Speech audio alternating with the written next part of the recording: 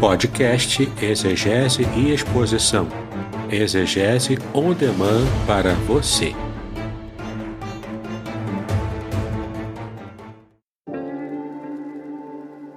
Shalom! Aqui é o Davidson Pignon. Eu ajudo pastores e líderes cristãos a fazer estudos bíblicos na igreja sem ter problemas com interpretações bíblicas erradas. Então, se você está pensando em compreender a sua Bíblia com segurança, não deixe de assistir a mais conteúdos como este aqui neste canal. Pai, nós te exaltamos pelo privilégio que temos de te adorar. E agradecemos a Ti também por essa bênção. A bênção de contarmos com a Tua presença, com a Tua graça, sendo renovado, ó Pai, na vida de cada um de nós. Agora pedimos a Ti, fale ao nosso coração. Trate conosco, ó Pai, naquilo que precisamos ouvir. Para que tenhamos, ó Pai, uma vida muito abençoada, muito agraciada por Ti. Que em tudo, Senhor, possamos perceber a Tua voz.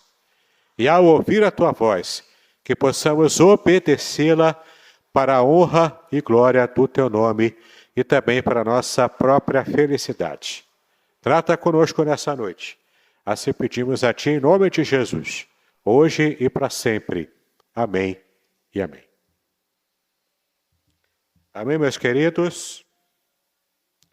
Nós vamos estar meditando nessa noite em apenas um versículo que leremos agora. Estaremos colocando a nossa vida no altar do Senhor a partir desse versículo. E o texto está no livro de Êxodo. Livro de Êxodo, capítulo 33, versículo 14.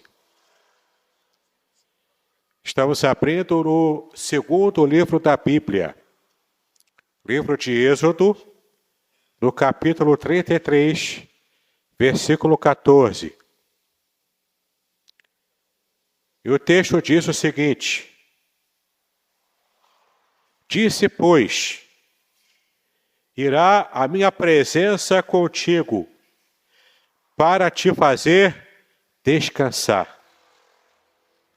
Disse, pois, irá a minha presença contigo para te fazer descansar. Vivemos dias frenéticos, dias difíceis, dias corridos. E a sensação que temos é que muitas vezes precisaríamos de mais do que 24 horas para poder dar conta de todas as atividades diárias que temos. Seja na área profissional, seja na área familiar, seja cuidar de filhos, cuidar da família, cuidar de um ente querido enfermo. E o nosso tempo parece que é escasso. Muitas vezes, alguns gurus desses de internet dizem que você só precisa aprender a administrar melhor o seu tempo. E não estão totalmente errados. É claro que a administração do tempo ela é importante. É um controle importante que precisamos adquirir para que possamos, de fato, aproveitar melhor as nossas 24 horas diárias. E nesse banco do tempo, quando a gente aprende a poupar o tempo, conseguimos, inclusive, ter mais produtividade na nossa vida diária. Mas eu não me refiro a isso. Não estou me referindo aqui a simplesmente essa forma de gerenciamento do nosso tempo. Eu me refiro aqui a muito mais do que isso. Eu me refiro aqui àquela sensação de sufocamento, aquela sensação de esgotamento emocional e até espiritual que nós temos. Quem aqui nunca falou, ou então nunca ouviu a sua mãe ou o seu pai dizer que ele está tão cansado, que ele está tão esgotado, que ela está tão esgotada, que ela gostaria de sumir, de desaparecer. Quem aqui nunca disse isso? Quem aqui nunca sonhou em conseguir fazer uma viagem de longo prazo para outro país e ali começar a desfrutar de um pouco de descanso? A gente muitas vezes enfrenta momentos que, como nós lemos no começo, tanto há cansaço quanto há também opressão emocional. E então o nosso primeiro desejo, o nosso primeiro pensamento é o de fuga. Mas olha que interessante, não é somente nós, não somos apenas nós, que somos acometidos desse tipo de sentimento, que somos acometidos por esse tipo de desejo de fuga. Vários personagens da Bíblia no passado também receberam esse tipo de tentação. Alguns sucumbiram, outros não. E temos aqui uma situação muito peculiar da vida de um homem de Deus chamado Moisés, que nós conhecemos bem. Conhecemos bem porque ouvimos muitas mensagens, muitos estudos sobre esse homem. Homem esse que era um exemplo de intimidade com Deus, que só foi superado muitos séculos depois e pelo próprio Filho de Deus, pelo Senhor Jesus. Se não fosse por Jesus, o tipo de intimidade, de proximidade com Deus que Moisés teve no passado, ele seria insuperável até hoje. Era o homem que falava com Deus face a face.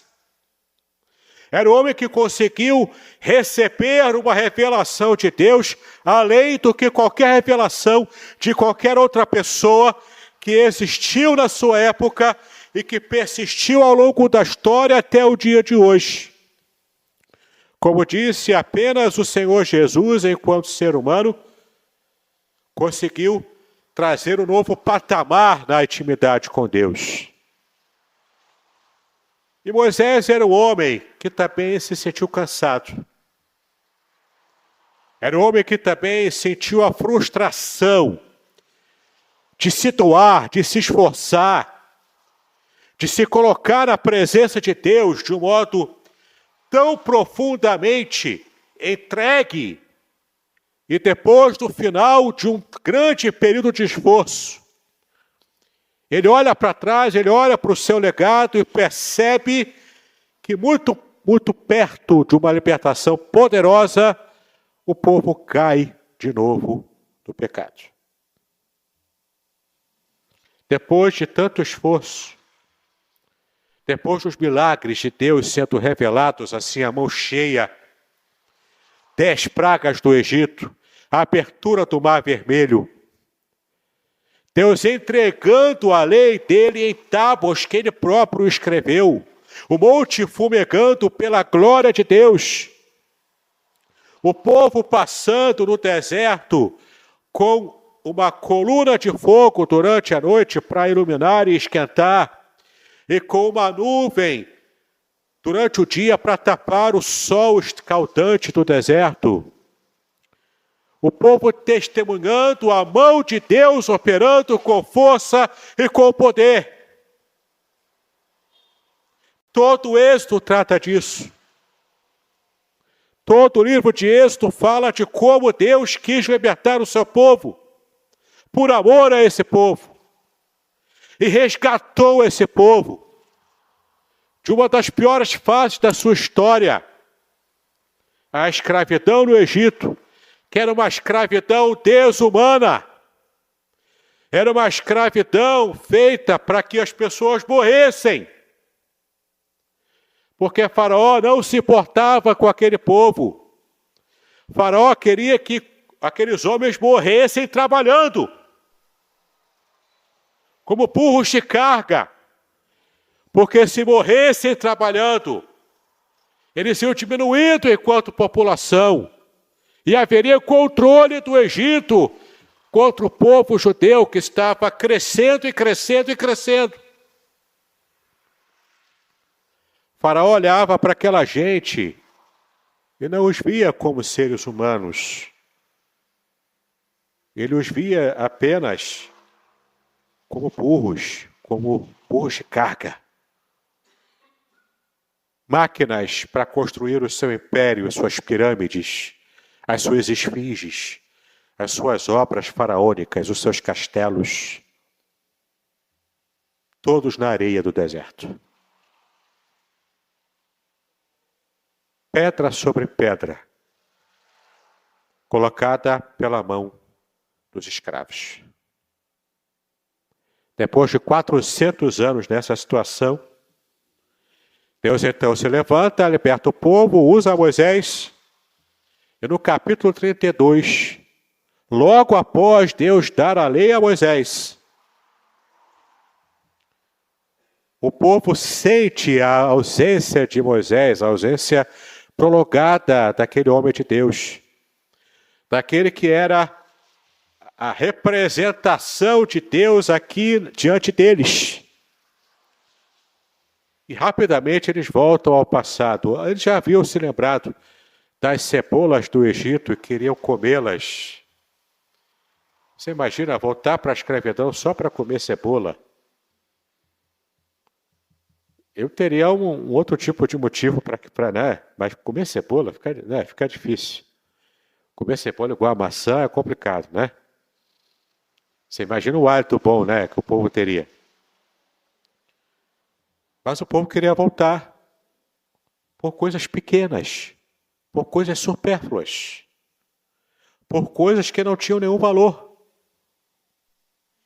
É fácil a gente olhar para o povo de Israel e criticá-los. Mas a gente também faz assim. A gente também desobedece a Deus por pequenos prazeres. A gente também se coloca no alvo da ira de Deus, porque a gente tem pequenos prazeres, pequenas vontades, que a gente acha que não consegue viver sem elas. Pequenos desejos satisfeitos, que a gente acha que não consegue viver sem satisfazê-los.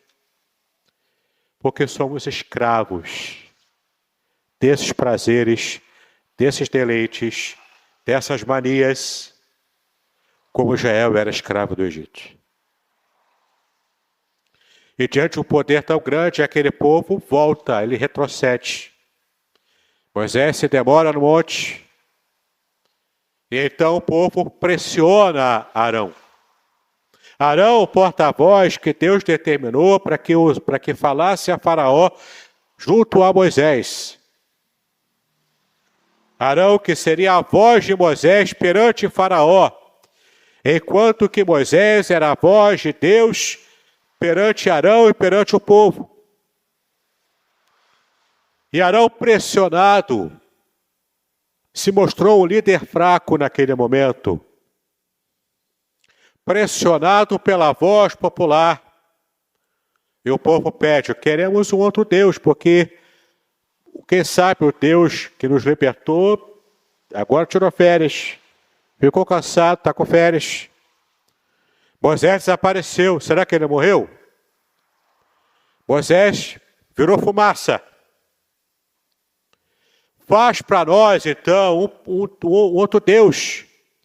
Um Deus egípcio qualquer, para que a gente possa então adorar esse Deus e dizermos, olha, foi você que tirou a gente do Egito. Livra a gente agora dessa morte certa no meio do deserto.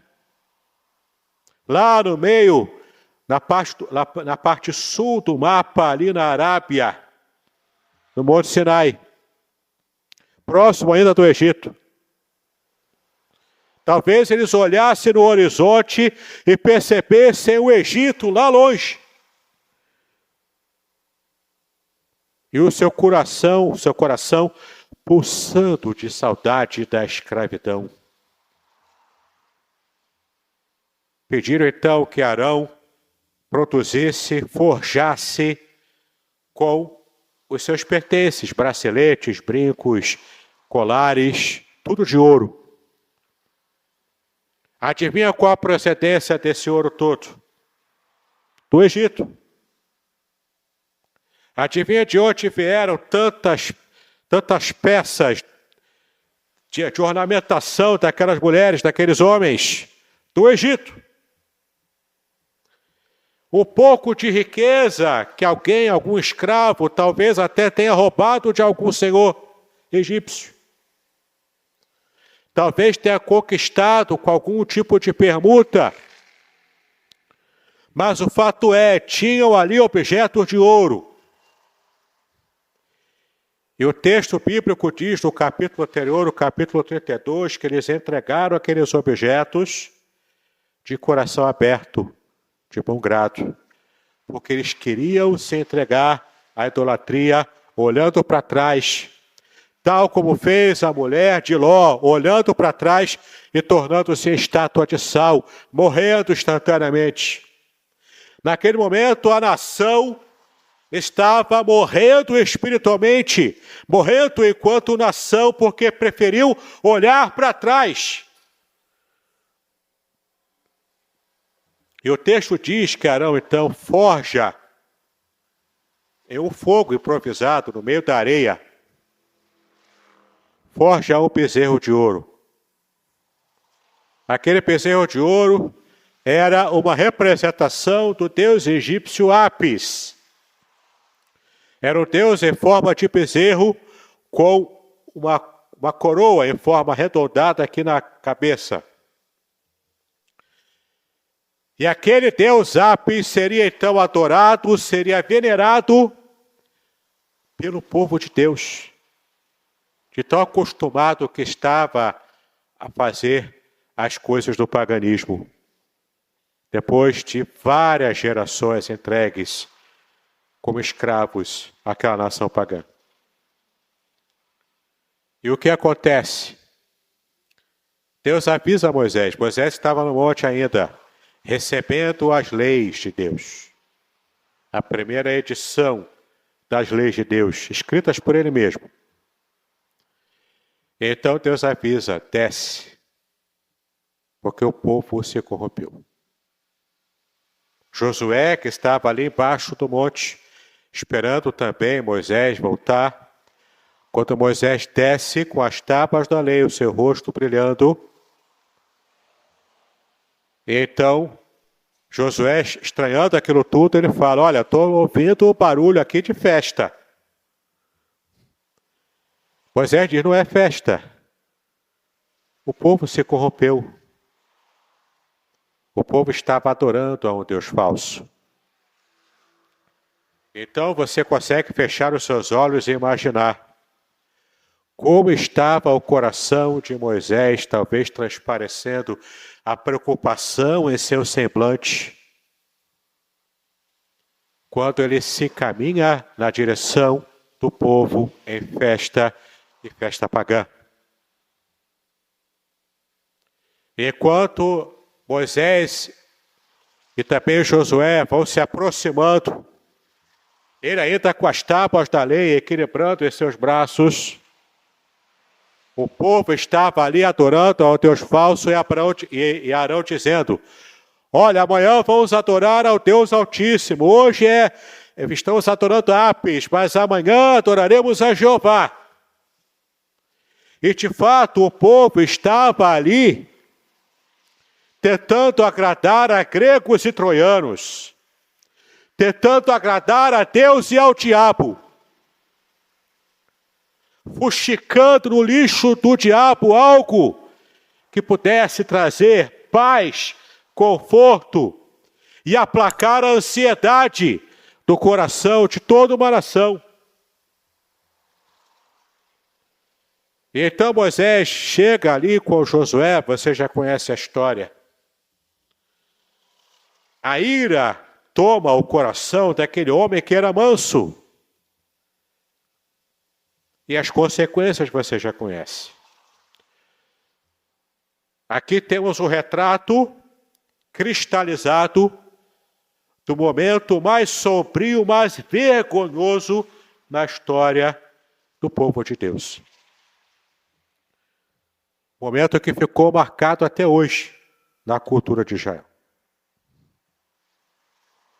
Mas o mais interessante é que quando Deus fala, olha só, no capítulo 33, Deus já fala para Moisés, ok, eu não vou voltar atrás da minha promessa.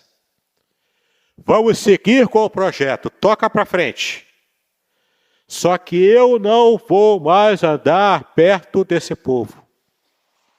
É o povo de dura cerviz. Essa expressão, dura cerviz, é pescoço duro. Aqui é uma referência aos animais, aos burros mesmo, aos bois, onde se colocava a canga para os bois caminharem e empurrarem o arado. E um boi que tinha o pescoço duro era um boi que não se deixava dominar por aquele que estava tocando o arado.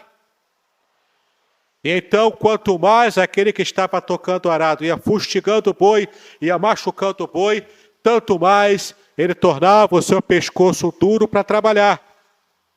E isso machucava ainda mais o boi. Homens e mulheres de dura cerviz, teimosos, de coração duro, de pescoço duro, quanto mais retrucam contra a vontade de Deus, mais se machucam, mais são machucados pela vida. Porque estar diante de Deus, estar distante de Deus, torna a gente cada vez mais infelizes, tentando vencer numa vida difícil, sem a ajuda, sem a bênção do Todo-Poderoso.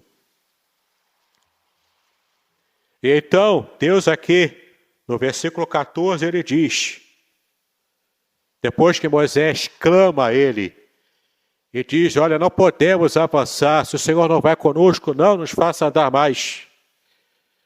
Moisés está ali clamando a Deus pelo povo, fazendo com que Deus estivesse mudando a sua atitude. De desfavorável para uma atitude favorável ao povo que ele havia escolhido. Isso não foi de graça, porque Moisés já havia quebrado as tábuas da lei, já havia tornado-as em cinza, aliás, ele tornou o bezerro de ouro em cinza, queimou tudo, misturou com lama e deu para aquela geração comer e matou aquela geração ao fio da espada. Depois de tudo aquilo, então Moisés percebe que ele precisava lutar em favor do seu povo e lutar com o Deus Todo-Poderoso. E nessa luta, em oração, Moisés clama pelo povo, intercede pelo povo. E então, o inimaginável acontece. Deus muda de atitude. E Deus fala, ok, porque eu te conheço, porque eu te amo, porque você intercede pelo povo, eu estou agora mudando um decreto que eu havia dado antes. Pela sua atitude, eu não vou apenas enviar um anjo.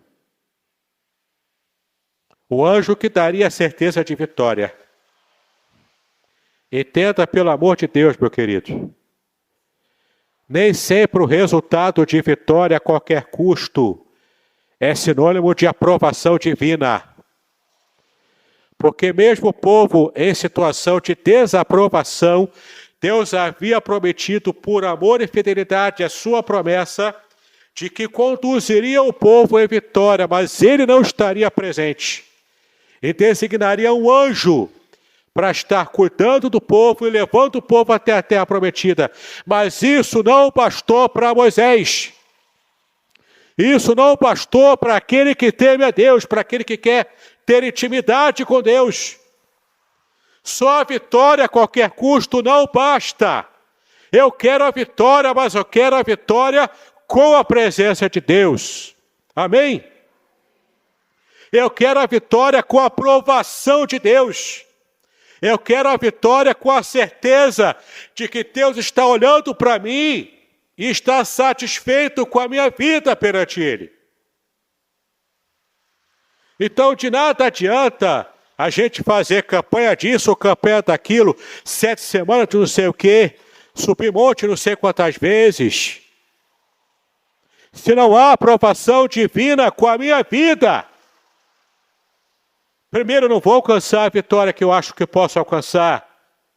E segundo, ainda que eu alcance uma vitória pequena, a desaprovação de Deus é algo infinitamente pior do que alcançar uma vitória menor na minha vida cotidiana. Moisés sabia disso. Ele se recusou a dar um passo sem a aprovação divina. Então, no versículo 14, Deus diz: ok, a minha presença irá contigo para te fazer descansar. Não há descanso emocional, espiritual, até físico, se Deus não está pertinho da gente. Não há descanso. Há luta sobre luta. Mas descanso verdadeiro é só Jesus que pode dar. Temos aqui então a presença de Deus, que assegura não apenas a vitória, mas também o descanso. E o que significa esse descanso espiritual? Que nós só podemos alcançar se estamos perto de Deus. Paz interior significa tranquilidade para lutarmos, porque não significa vida fácil. Estarmos em descanso espiritual não significa lutarmos a vida no modo easy, no modo fácil. Jogarmos no modo fácil não é opção para cristão. Ele vai jogar normalmente a sua vida no modo difícil, no modo complicado. Mas quando há descanso espiritual, o cristão consegue vencer se desesperar. E a palavra desespero significa sem esperança. Esse conceito de um cristão que se desespera, o cristão que perde a esperança, é um conceito que não há base lógica e nem bíblica. Porque o cristão que conhece a Deus, que confia em Deus, não perde a sua esperança. Muito pelo contrário, a Bíblia diz que permanece o quê? A fé, a esperança e o amor. Mas o maior deles é o amor. A esperança não se perde, a esperança não se morre. Enquanto confiamos em Deus, enquanto servimos a Deus, mantemos firme a nossa esperança. E você pode se perguntar, mas como a presença de Deus pode nos trazer descanso? Lá no Salmo 46, versículo 1, nós lemos que Deus se revela a nós seus servos, como o refúgio e a fortaleza. Aquele socorro bem presente, bem perto, acessível, na hora da tribulação. Quando sentimos o peso da tribulação, Deus se revela o nosso refúgio e fortaleza. E quando percebemos essa revelação divina a nosso favor, nós ficamos descansados nele. Eu lembro, inclusive, aquele personagem da Bíblia, o rei Saul, que teve uma consequência muito pesada na sua vida, porque Deus se afastou dele. Ele já não estava mais agradando a Deus, e Deus tem um modus operandi muito peculiar dele próprio. Ele deixa a gente seguir com o nosso curso de afastamento dele. Às vezes, quando Deus está em silêncio enquanto você erra, não é porque Ele está facilitando para você, não é porque Ele está fazendo vista grossa para você, é porque ele está deixando você seguir o curso dos seus próprios erros, pecados. Isso vai ser para o seu mal. Isso vai ser para que você perceba o quanto você precisa, na verdade, se arrepender e se colocar diante dele. E quando Deus te repreende quando você erra, ele faz isso porque te ama. Porque ele quer te resgatar para perto dele. Ele quer fazer de você alguém próximo dele e, portanto, alguém que está sendo purificado por ele próprio. Saul, porque Deus havia se afastado dele e já havia escolhido Davi. Saul fica louco. Fica louco porque Deus estava desaprovando e estava longe dele. E essa loucura de Saul fez com que ele ficasse obcecado por Davi. Ele queria matar Davi de qualquer maneira, porque ele enxergava Davi como o rival melhor do que ele. E essa loucura de Saul, essa perseguição louca, desvarada de Saul contra Davi, só fez ele se afastar cada vez mais da aprovação divina. Isso fez com que ele chegasse, então, ao seu fundo do poço. De modo a que ele morreu sem esperança de salvação. Queridos, é muito triste quando, por causa dos nossos pecados, por causa da nossa insensibilidade espiritual, a gente se afasta de Deus e a gente, no começo, não percebe, não se incomoda com isso.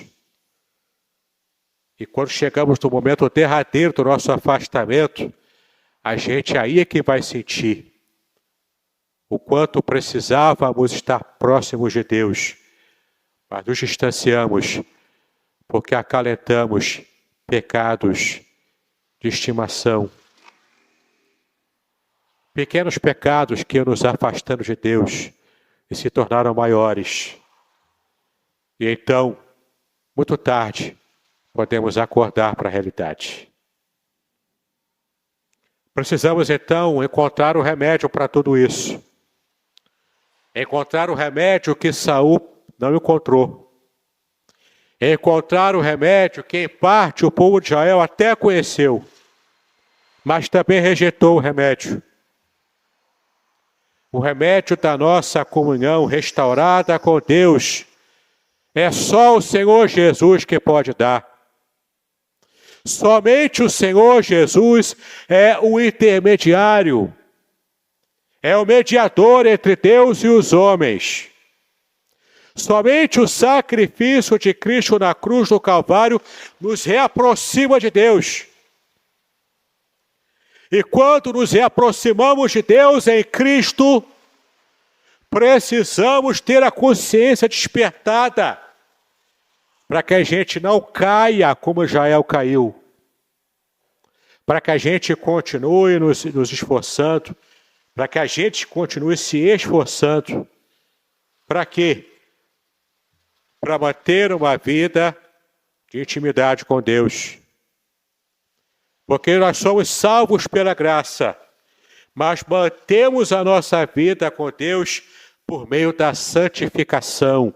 E a santificação requer esforço pessoal. Esforço para se submeter ao Espírito Santo, ao arbítrio do Espírito Santo, para que ele esteja nos apitando, falando, olha, isso é pecado, não faça isso.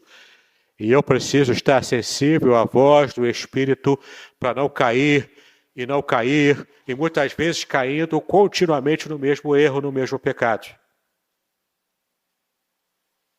A Bíblia diz que os nossos pecados fazem separação entre nós e o nosso Deus. Deus não tolera o pecado. Ele não faz vista grossa para o que é errado. Ainda que a sociedade me diga que é certo. Se é errado e ponto final. E então, isso requer de mim um esforço pessoal para ter uma vida de oração, de modo prático, ter uma vida de oração. Orar de dia, orar de noite, orar, falar com Deus nas horas da dificuldade, nas horas da angústia. Não é colocar Deus como sendo a minha última opção, mas é a primeira de todas.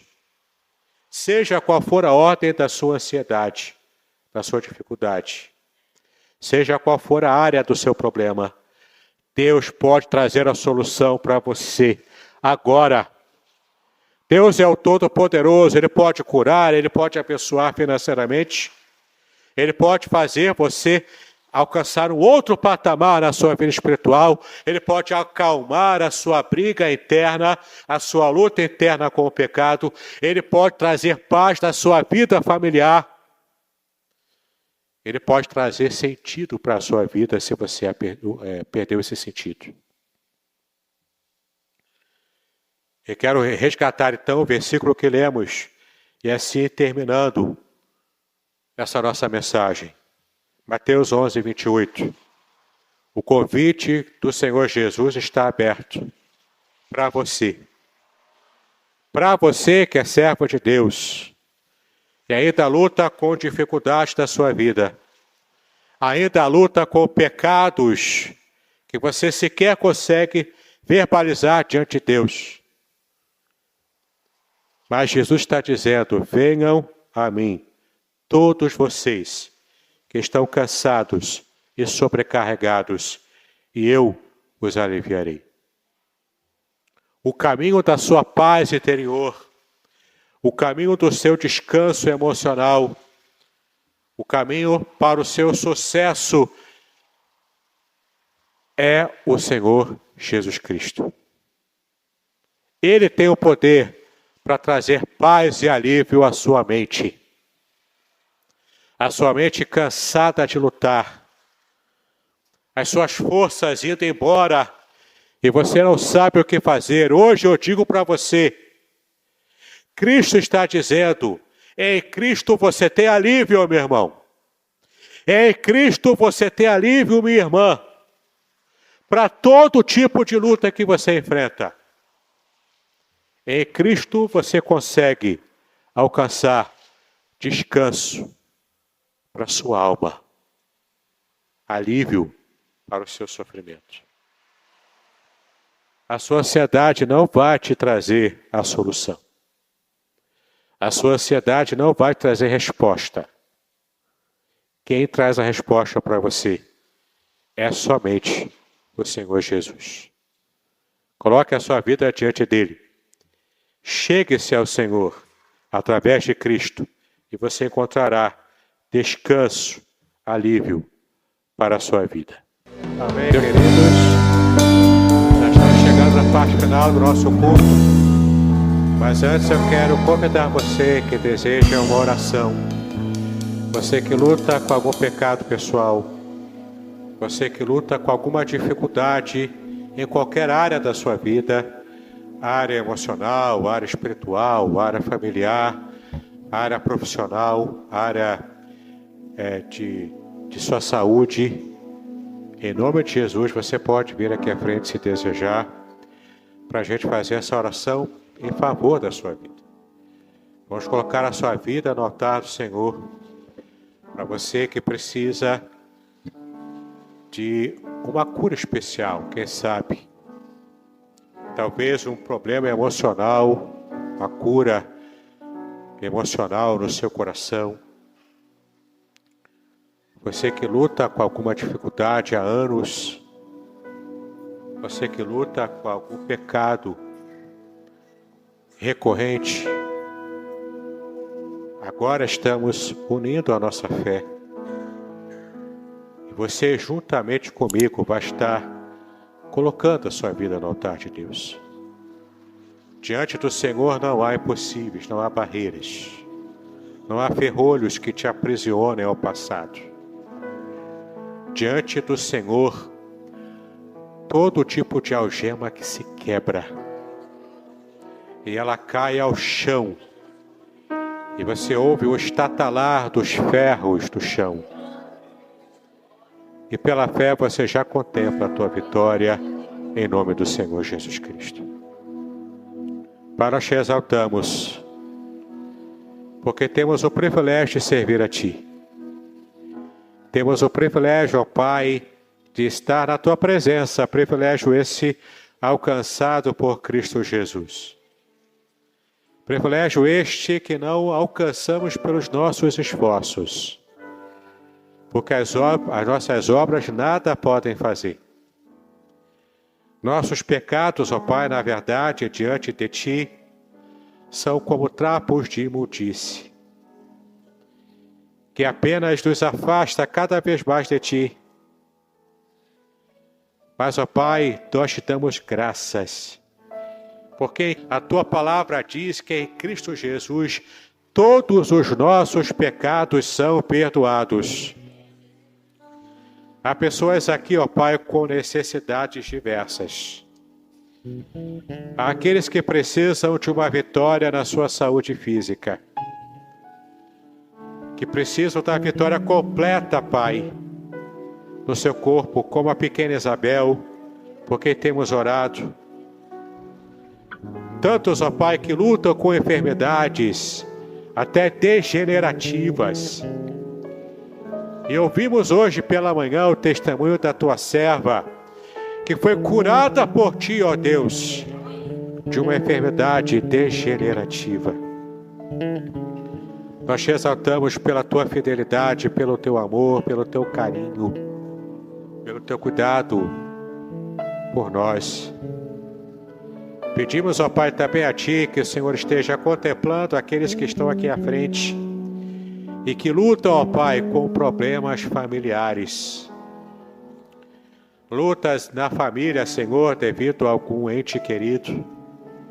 Alguém que talvez, ó Pai, esteja envolvido com algum vício na droga, no alcoolismo. Vício, Senhor, também, inclusive, na área da sexualidade, com prostituição. Envolvidos, ó Pai, até, quem sabe, com adultério frequente e constante, colocando em risco o seu próprio casamento. Problemas, ó Pai, às vezes de rebeldia dos filhos.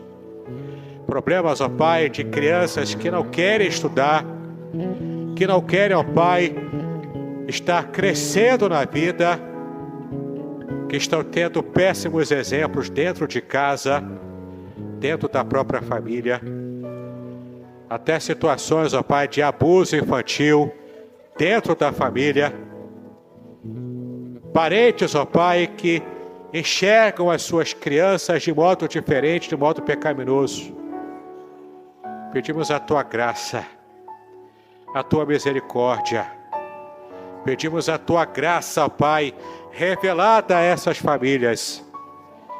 Que o Senhor esteja trazendo, ó Pai, a cura no seio familiar, restaurando vidas, restaurando relacionamentos quebrados, restaurando, ó Pai, para aquele sentimento que um dia já foi maior, já foi sincero, aquele amor, ó Pai, que precisa ser restaurado, a harmonia no lar. Pedimos a Tua graça, a Tua misericórdia também, Senhor, por aqueles que lutam na área financeira, que se encontram desempregados, ou até se encontram, ó Pai, fazendo algum serviço, ou até, quem sabe, trabalhando em um subemprego. Pedimos a Tua misericórdia. Tu que és o dono da prata e do ouro, visita os Teus servos, ó Pai, com prosperidade, a prosperidade que vem do alto, a prosperidade que vem do Senhor. Dá, ó Pai, condições para que trabalhem e alcancem um resultado melhor na sua vida financeira. Livra-nos da pobreza. Livra-nos, ó Pai, da miséria. Livra o nosso país, ó Pai, de qualquer dificuldade nessa área. Clamamos a Ti, ó Pai, em nome de Jesus. Também pedimos a Ti, ó Deus, por aqueles que enfrentam lutas com pecados pessoais, pecados, ó Pai, em diversas áreas, pecados da área moral, pecados, ó Pai, da área espiritual, situações, ó Pai, de controle que o diabo exerce sobre a mente, sobre as atitudes. Aqueles que lutam contra vícios, ó Pai, mesmo servos teus, aqueles que não te conhecem também, clamamos a tua graça, clamamos a tua misericórdia, clamamos o teu poder, ó Deus, clamamos o teu perdão. A tua palavra diz, ó Deus, que aquele que encobre as suas transgressões nunca prosperará, mas aqueles que as confessam e deixam alcançarão misericórdia. Pedimos a misericórdia do Senhor sobre nós, o teu perdão, a tua graça, renovada pelo sangue de Jesus. Assim oramos a ti, pedimos estas bênçãos, em nome de Jesus, hoje e para todos sempre. Amém e amém. Pai, nós te exaltamos pela bênção, Pai, de recebermos a tua palavra nessa noite. Clamamos agora a ti que tu nos abençoes durante essa semana. Possamos ter uma semana de vitórias, ó Pai. Aqueles que vieram aqui à frente, que voltem para casa levando a sua vitória. A vitória dada pelo Senhor. E que na próxima semana tenhamos testemunhos da tua graça restauradora na vida de cada um deles, na vida de cada um de nós. Nos ajuda, nos abençoa, nos perdoa os pecados e nos dê a tua graça. É como clamamos, é como pedimos, é como agradecemos, em nome de Jesus, hoje e para todos sempre. Amém e amém. Que a graça do Senhor Jesus Cristo, o amor de Deus Pai, o Todo-Poderoso, a comunhão e as consolações do Espírito Santo, seja com todos vós e com todo o povo de Deus espalhado por sobre a face da terra, desde agora e para todo sempre. Amém e amém.